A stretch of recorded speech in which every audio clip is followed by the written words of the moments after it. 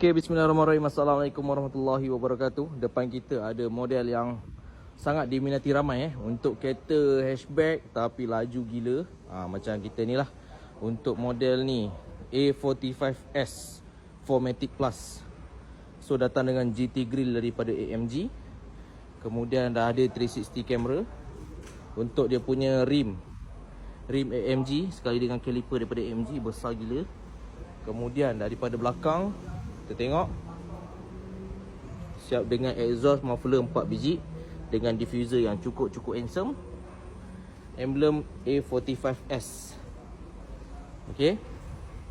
Kat sini ada tulis Turbo 4MATIC Plus. 4MATIC tu bermakna tayar 44 pusing.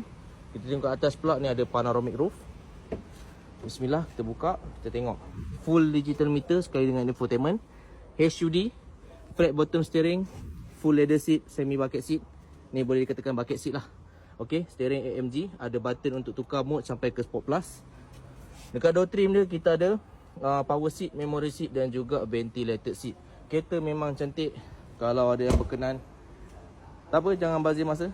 Kita ada pilihan kereta yang lain. GR Yaris, Alphard, GR lagi, FL5, Harrier, Voxy, Noah, macam-macam kereta kita ada.